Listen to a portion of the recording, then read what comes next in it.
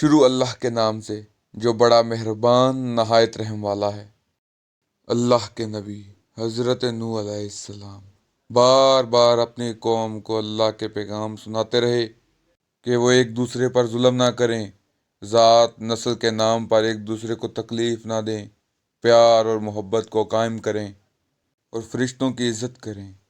لیکن آپ کی قوم آپ کی بالکل نہ سنتی، وہ آپ کو تکلیفیں پہنچاتی، آپ کو اتنے پتھر مارتی کہ آپ کئی دنوں تک پتھروں میں ڈھکے رہتے، پھر صحت یاب ہوتے، پھر اللہ کے دین کی تبلیغ کرتے، یہاں تک کہ 950 سال گزر چکے، لیکن آپ کی قوم آپ کا مذاق اڑاتی۔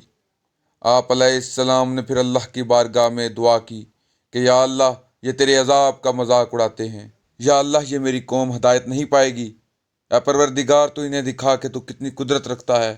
حکم الہی آیا، اے نوح تو ایک کشتی تیار کر اور تمام جہاں کے جتنے بھی چرند پرند ہیں انہیں اس کشتی میں شامل کر لے، اور ان انسانوں کو بھی شامل کر لے جو تجھ پر ایمان لائے۔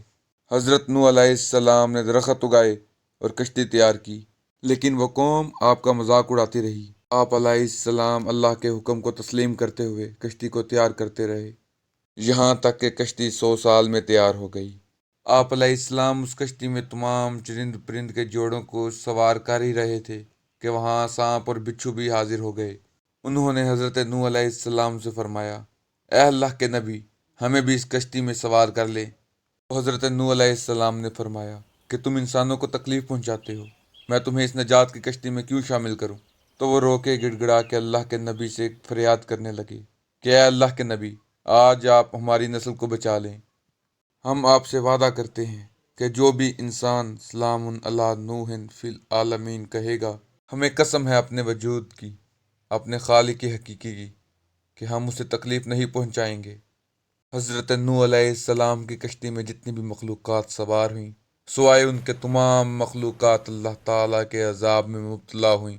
طوفان نوح کے بعد تمام مخلوقات اپنی اپنی زندگی بسر کرنے لگیں، لیکن حضرت نوح سے کیا ہوا وعدہ کوئی حیوان، سانپ ہو یا بچھو نہیں بھولے۔ اللہ تعالیٰ نے اس آیت کریمہ کو قرآن مجید میں سورہ صفات میں محفوظ کر لیا۔